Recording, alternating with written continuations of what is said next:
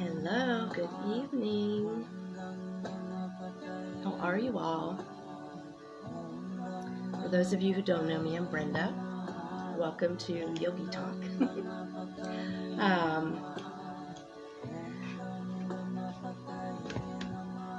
Saturday night, hope everybody's doing well. Just wait a couple minutes here. Get my music adjusted.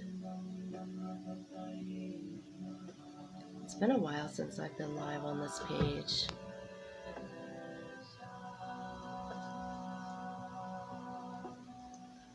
If you have something nice to drink, I have a cup of tea. I am drinking Yogi tea. I believe it's lavender and honey tonight.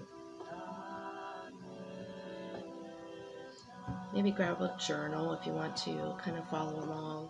I welcome comments tonight. I'm just going to talk a little bit about personal experience, about something I've been going through. And if you're on here live, I would appreciate any comments. If you want to chime in, join in on the conversation. Or if you catch it on replay, appreciate the comments then too. And I'll definitely get back to you if you have any questions or if you just want to add anything. So what's been on my mind a lot, it's kind of been an epiphany of mine. It sounds kind of silly, but it's like, I just realized that I'm stuck. And I feel like I've been stuck, for a while. And this is how I figured it out. I mean, for a while, it seems like something's been missing. Like I haven't really been super happy or, I don't know, I couldn't really put my finger on it, but this is what happened the other day. I woke up and the first thing I said to Jameson, who's my partner in life, the first thing I said, I don't even remember exactly, but I said something to the effect of, I hope something doesn't happen today, or I hope so-and-so doesn't do this. I don't remember what I said, but his comment was like a lightning bolt. And he said, "Why do you worry all the time? What are you so worried about?" And I think it was because it was first thing in the morning that it hit me that way. And I suddenly in my mind went back to, I don't know, 5 years ago, maybe longer than that. And I remembered, I very vividly remembered waking up every single morning with a smile on my face. Every morning. Because I remember it. Like I remember thinking to myself, I love waking up so happy. Like my life is so great. I wake up so happy every day. So why do I wake up worried and filled with anxiety now? So I decided I was going to do this exercise and put pen to paper and really kind of hash this out and figure it out. And I haven't completely finished it because I thought maybe somebody else needs to hear this. Maybe somebody else feels stuck too. Like there's things you want to do or you feel like there's something missing in your life, but you don't know how to go get it. You don't know what to do next. And you daydream a lot about what it used to be like or what it could be like. And you can't get past it. To me, that means I'm stuck. So what I did, the first step in what I did was I kind of wrote down some things about what my life looked like then. So when I felt like I was living, was really living my best life, what was going on? What did I like about my life? What were the things that made me smile every day? And some of these things might seem like very simple little things. Some are pretty big. Some are life-changing. But the things that I was doing that I loved, that made me happy, to get out of bed every day and put a smile on my face. Number one, I did yoga every day. Some form of physical yoga. Yoga comes in all so many layers to yoga, that the physical practice is actually just a very small piece of it. But I had a physical practice. I had a very healthy physical yoga practice. I went through teacher training, and I was actually teaching yoga. And I always had some place to teach. I always had, I worked in a few studios when I first got my certification, and then I found places where I could teach on my own. And then that led to leasing my own yoga studio a couple of years ago. So I had a space, like I had my yoga studio. I loved that. I didn't have the major back problems that I have now, so I felt like my body felt better. I don't know if I was healthier per se, but my body felt better. Like I felt like I could do more things. I bought my first house. First house all by myself. And I love my house. And I lived alone. I'm just saying, these are some of the things that made me really happy at the time. I lived alone in my own house. My house, it's like I put things together in my house the way I wanted them for the first time in my life. So my house had a certain look, it had a certain feel, it had a certain smell. It was me. It was just all me. It was very, very comforting to me. I always had candles and certain scents, and just surrounded myself with, the things that I love. So I had that. I was dating Jameson at the time, the love of my life. But at the time, we were living separate. He lived in his house, I lived in my house. We spent weekends together, usually at his house, and then either Sunday night or Monday morning, I would come back to my house. My quiet, serene, peaceful house. Things that made me happy. I loved my job. I loved the people I worked for. I loved the people who worked for me. I loved the people who worked by my side every day. And I loved getting dressed up every morning. I loved it. I loved getting up. That's one of the things that made me happy. I had nice clothes. I was putting something pretty on every day. I would put myself together the way I wanted and go to the office. Had close relationships at work. Not only work relationships, but you form bonds with people, and you look forward to seeing their face every day.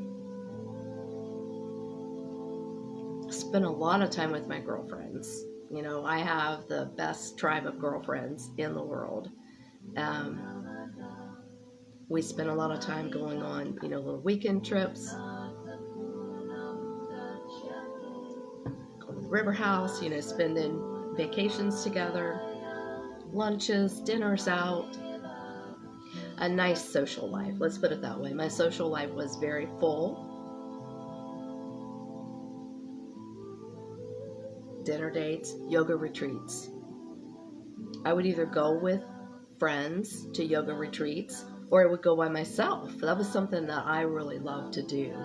I would find a place and take a solo retreat, and it just really charged my batteries and energized me, and just things like that made me so happy. So that was going on in my life at the time. I did a lot of walking then, a lot of walking, sometimes miles every day. And I had a bicycle, and I rode my bicycle. I don't know. Those were the things that came to mind when I was trying to figure out, why was my life so great then? Why did I feel so happy? Why was I living my best life then? Okay? So I jotted those down. And then I thought, Okay, so what happened? As I go down that list, what happened that made those things change, that altered my life? So let's start with my back. So my physical health declined quite a bit. I had my first back surgery in 2017, my second one in 2018, and my third one in 2020. So there was only 1 year gap of 3 surgeries. And the last one left me the most impaired and in the most pain. But with each one, I became less and less mobile. My physical limitations were, very slim compared to what they used to be. So that obviously affected my teaching practice. I noticed that was one of the things I loved the most. It was like my great escape, whether I was teaching yoga one-on-one on my living room floor, or at a friend's house, or in a yoga studio, at City Park, on top of Fort Borman, wherever. That was like my great escape. And I noticed that it became more and more painful teaching those classes. So I really had to scale back on that. And I really had to limit the number of classes that I could teach. So that happened.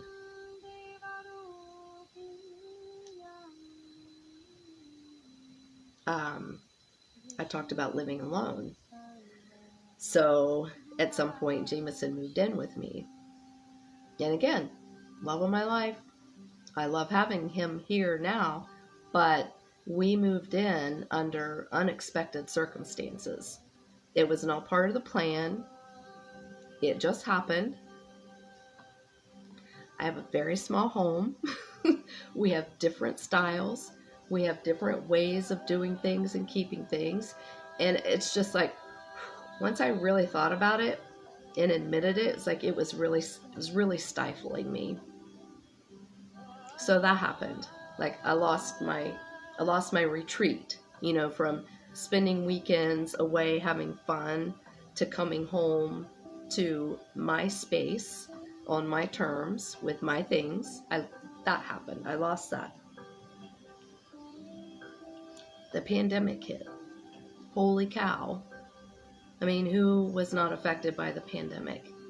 Like, in a million ways. So the most immediate thing that it did to me, because of the timing of it, it was it was about the time that I had my third back surgery. I knew that I could not teach. It was going to take me a year to recover, and it was time for my lease to be renewed. So I made the decision not to renew my lease, and that was so hard to do. So I gave up my yoga studio. I lost my space. And so after Jameson moved in and I lost my, the way I had my house, and I lost that, that freedom of, having my own place, really, I would escape to my yoga studio. See, I always had a place. I always had somewhere to go where I would light my candles and I would play my music and I would burn my incense, and I could just lay on the floor in the middle of the studio. And again, I would get that recharge. I would get that energy, and I would just fill my cup again, and I would feel like Brenda again. So I still had that even after he moved in. Well, then I had to give up my yoga studio. So then I didn't have that anymore. And then I was in pain from my surgery that never really went away. That made me sad. Number one, I can't do yoga anymore. I lost my studio, so I'm not teaching anymore. And all of a sudden, it's like I became a victim. Like I became a victim of my own life.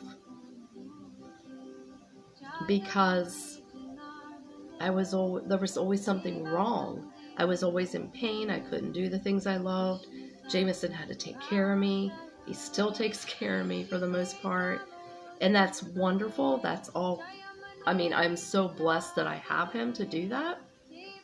But I don't want to be like his patient forever. I don't want him to be my caretaker, at this stage in our life. I want to get past that.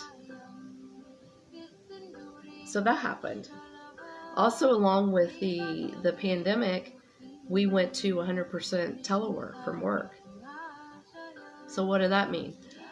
I didn't have to get dressed up anymore. I had all these, beautiful clothes hanging in my closet that I had no reason to put them on. I didn't get to see my friends at work anymore. I lost seeing their smiling faces, when I walked in. I lost having, a group of people in my office every morning for a daily meeting. Jokes at the water cooler, if you will. Lunches out, work lunches with friends. So that happened. Nobody went on vacation anymore during the pandemic, so that happened. We weren't traveling. We weren't going out to dinner. We weren't visiting family. So my physical health was declining because I had limited mobility and I wasn't exercising. I could barely even walk. That was one of my favorite things to do from my list of my life is great. I couldn't walk anymore, couldn't do yoga anymore, was in pain all the time.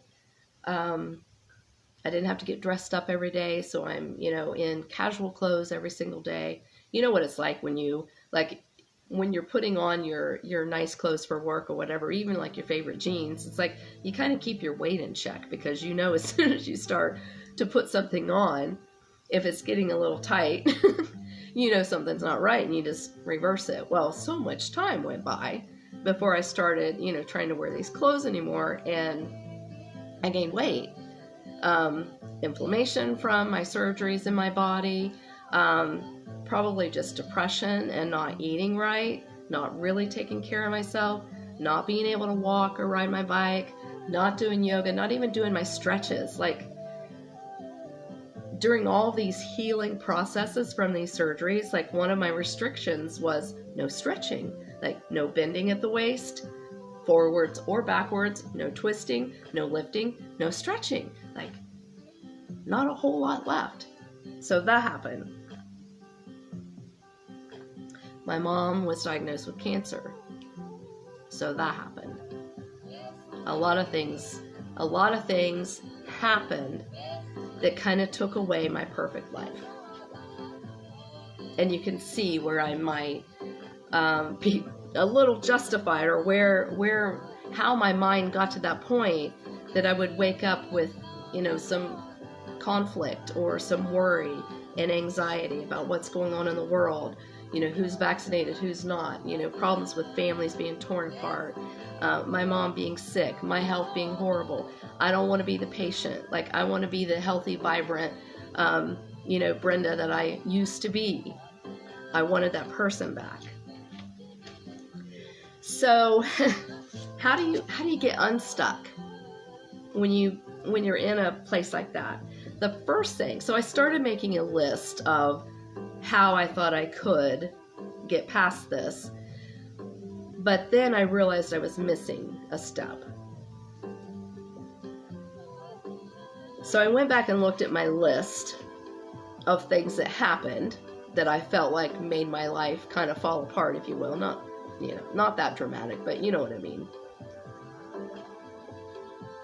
So I looked at that list and I thought, what good happened? Of these things that I'm saying are bad, that had a negative impact on my life, was there anything positive that actually came out of those things too? I mean, can I do a whole mind shift here and realize and appreciate and have gratitude for what good did happen? So, what can I be grateful for? Well, I couldn't teach yoga anymore in the physical sense. I couldn't teach my classes anymore, nor could I have the same physical practice that I did. But because of that, I morphed into teaching chakra classes. You know, I enhanced my studies in yoga philosophy and you know, healing crystals and really studying the energy path, you know, through our body. And I created, you know, this series of chakra classes, and I've taught them online. And because it's not physically demanding for me to do that, I even went to Fayetteville, West Virginia this past summer and taught my chakra class as a workshop at their yoga studio, New River Yoga. I mean, that would not have happened. It wouldn't have happened if I was still teaching the physical class. So I'm grateful for that. I also had to realize that owning my yoga studio was such a blessing.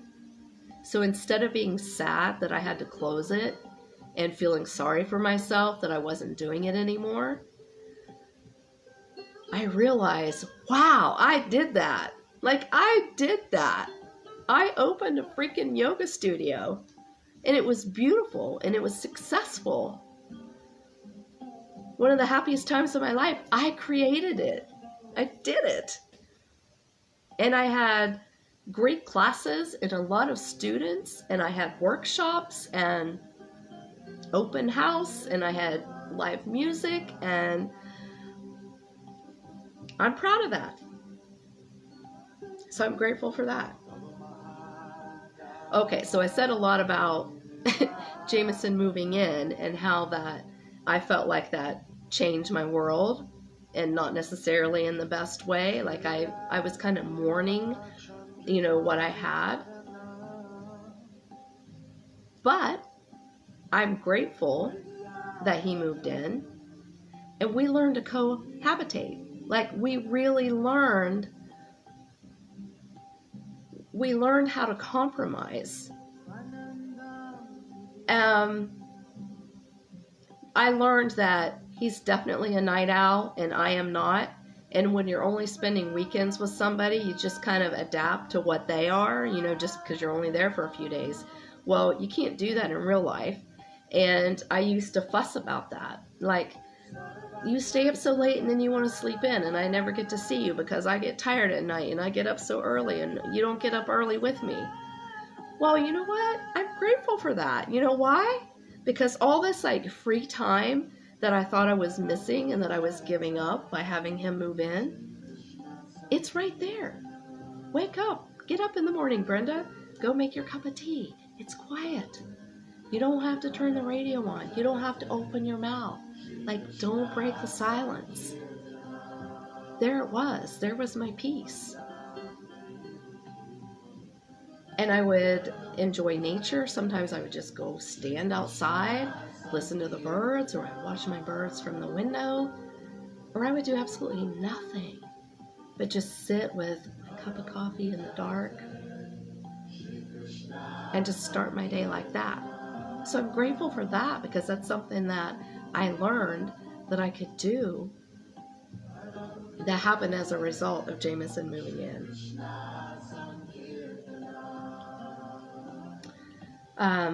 Yeah, so my house didn't look the same for a very long time because he carried a lot of things in. So then I felt, I can't breathe because there's no room for all this stuff. Well, I finally found my voice, and I had to talk to him about it. And we're working on it. Like, that's all you have to do. Like, just be honest. Talk about it and figure out, you know, what's going wrong and find a resolution, find a compromise. And that's what we're doing. And he was like really open to it. And we still have a long way to go. But look behind me. It's like I'm starting to like carve out spaces that are all mine. And I can do things like this.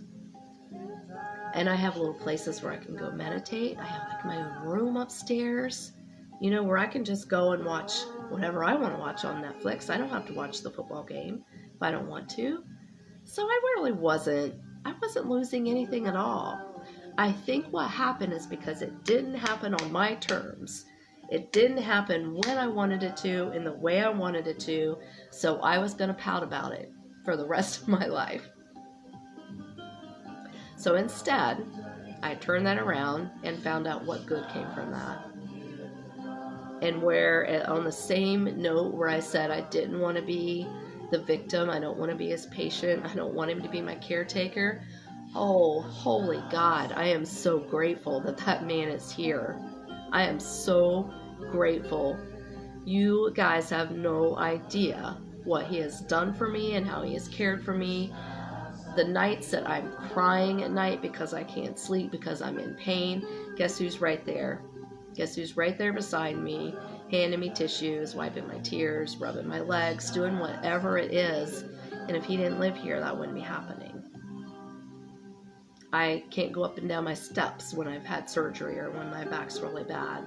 So my washer and dryer are downstairs. I don't know how I would ever get the laundry up and down the steps. He does that. So there's so many things that I'm grateful for him living here. And then something little that I said about, my clothes. I miss dressing up.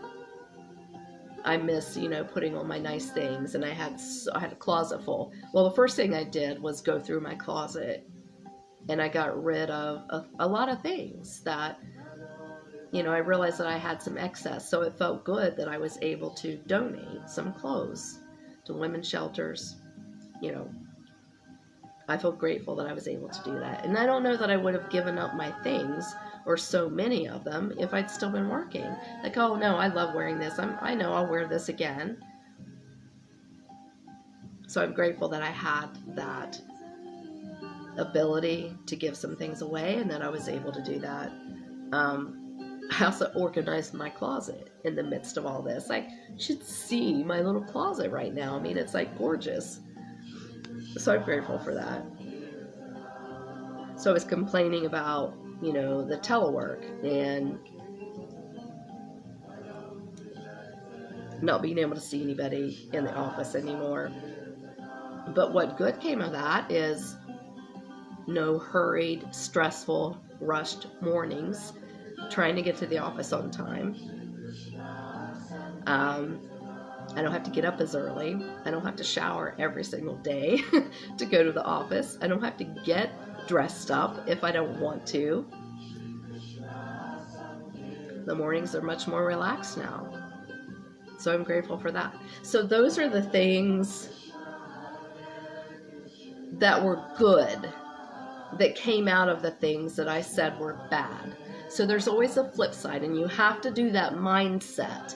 You have to find a way to be grateful. It's okay to acknowledge the things that upset you. Like, I've admitted some pretty personal things that upset me, that made me feel like I wasn't living my best life. So it's okay to acknowledge it. You have to process that. Everything we feel, we're human. We have human emotions, and we shouldn't stifle them. We need to feel them to the fullest capacity. You need to feel it, and it's okay. But then, once you process that, go back and look at those things and see if you can't shift your mind a little bit to find some gratitude or find a little sliver. Then you can move on and write your story again. You can figure out, this is what I'm doing now. Okay, I've changed, my life has changed, my circumstances have changed, so I'll never be able to go back to exactly the life I was living that I thought was my best life. Too many things beyond my control have happened that will never, ever, ever put me back in that space again. So now what do I want my story to be? What do I want, or what do I consider living my best life now? And that's where I am now. I'm not finished doing that. But this is the exciting part, because I know I can control this. And what I plan to do, and I invite you to do this too, if you're struggling, if you feel stuck, and If there's a place you want to be in your life and you're not there yet, you have to imagine it. You have to imagine it, and the sky's the limit. It's like whatever you want your life to be. What do you want in your world? Who do you want in your world? So what I plan to do is write it down. I just want to write down my story. You know, I want to be in better shape. Like I want to continue. I want to start practicing some online classes. Like I want to read more books. And I don't want to say I want to be. You need to say it in the present moment. So when I start writing the story of my perfect life now, I have to write it as I read a lot. I take walks. I love my house. I love the things I have in my home. Oh, you know, I won't go through everything that makes my life perfect, or that I want as in, you know, like in my perfect world, because we all have a different story. But I have a pretty good idea of what I want and what I need. So I plan to write it all down in story form. And then, okay, what's missing? You look at that and you're like, well, what's missing? If, for instance, if I say I read a lot, and then what actions do I have to take, like, to really make that happen? Because I really don't read a lot. I wish I did. I love to read, but it's like I'm always just too caught up in my own mind, or like my mind racing and all these other things. But if I write down in my story that I'm somebody who reads a lot, what action do I need to take to make that happen? Well, I need to buy some books that I really enjoy. And I like to have books. I like hardcover books. I don't like the online reading. I don't like Audible. It's not for me. It is for a lot of people, but it's not for me. So I need to pick out some books that I really like to read. I need to carve out time. Like, when am I going to read? Am I going to read on Sunday mornings before church? Am I going to read Saturday night before I go to bed? Like, I think I really need to, like, carve out some time. And then I need a place to read. I can't read in bed because I fall asleep. If I'm in bed and I'm already that tired, I can't read. So I want, like, a little reading space, like maybe something just like this. You know, I have a nice chair right here. I have a place where I can play music. I have candles. I have my essential oils going right here. This would be a really cute little reading nook.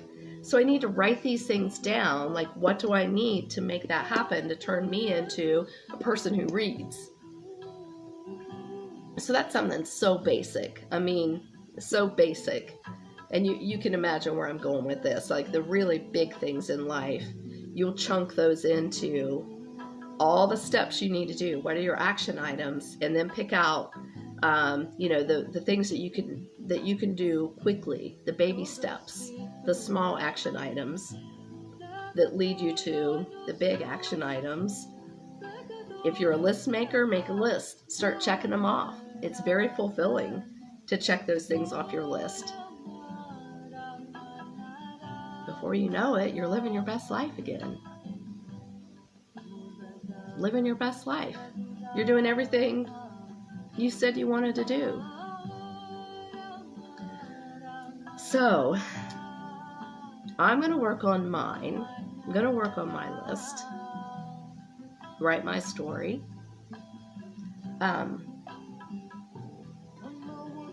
I had somebody, she was going through a coaching. She was being trained to be a coach, let's say, like a personal coach. And she sat me down one time and we walked through this exercise that was not quite like this one, but the thing that has stuck with me forever, and it's really ringing true now because I am so close to retiring, but we walked through, like, what's a day in the life of Brenda? And I had to tell her, well, this is what I normally do, or this is what I like to do. And we just kept fast forwarding, and this was several years ago, until we got to, okay, Brenda, now you're retired. Tell me what you're doing. Like, oh, I don't know. I guess I get up in the morning. She's like, no, tell me exactly what a day in the life of retired Brenda looks like. And I remember saying, she's like, you're walking out the door, okay? You're in your house, you're walking out the door. Where are you going? I'm like, oh, I probably have a yoga mat. This is before I was a yoga teacher. Probably have a yoga mat over my shoulder, probably going to yoga class somewhere, probably going to go to a coffee shop, maybe meet a girlfriend. I'm just all easy breezy, and that's what I wanted for me, and that's who I want to be. So I'm going to get back there. That's what I want. That's who I want to be. I want to be easy breezy, doing the things that I love. I want to hang out in coffee shops. I want to take classes. I want to read books. I want to do all these things. And then she even said, walk back in your house and tell me what you see. I'm like, huh? It's really hard to do. Like, I'm trying to think in the future. Like, what do you see in your house? Well, I don't know. Pictures on the wall. What kind of pictures? What kind of pictures are on your wall? What kind of furniture do you have? Like, do you have framed pictures of family? And if you do, who are they? What does your house feel like? What does your house smell like? Describe your kitchen. I mean, it was the most profound exercise I've ever done, because here it is, fast forward, and now I'm retiring, and I'm remembering what I told her I wanted my life to look like when I retired. And I'm not quite there, but that's what brought me to this.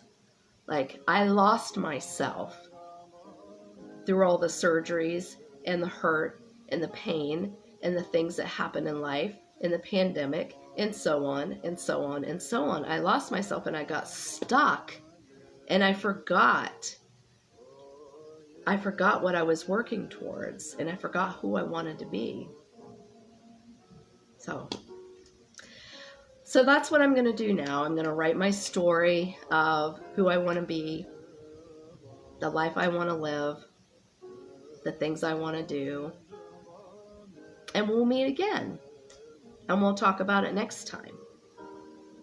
So if you have any comments, I can't see any comments on the screen that I'm using. If you have any comment, I can't even see who's watching, actually. I'm using a tablet and I can't see the little thumbnails very well. Can't see who's there. So if you have any comments, please drop them.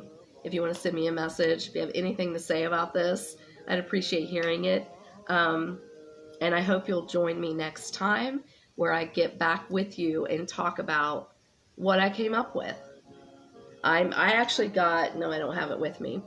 So I bought a new journal to do this exercise in, and I've just been using, I've been using an older book that I have just to write down, my quick notes of my list of things of what my life was like and what went wrong, and then what happened that was great, and trying to get back to myself. But I'm going to do this in a full-blown exercise and sketch it all out, because I love to write. I love to get things out, but I also felt like I needed to speak it. And that's why I had the idea to do this live and to share it with you. And maybe you'll be inspired to do something similar. And if you're feeling stuck in your life, maybe you can take some actions to change your world too, and to rewrite your story, or to tell your future story, whatever it may be.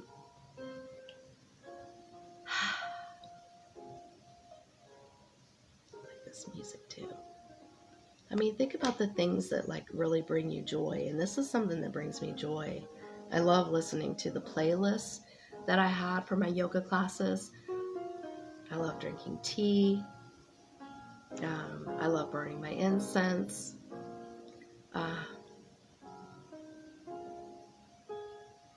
It just brings me joy, and it just you know, brings me down. All right.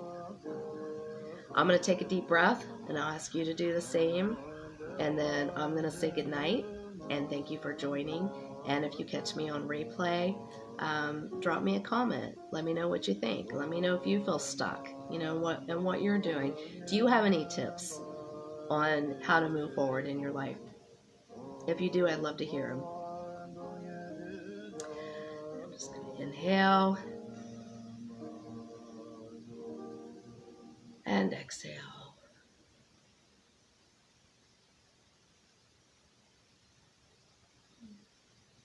See you guys next time. Thanks so much for watching.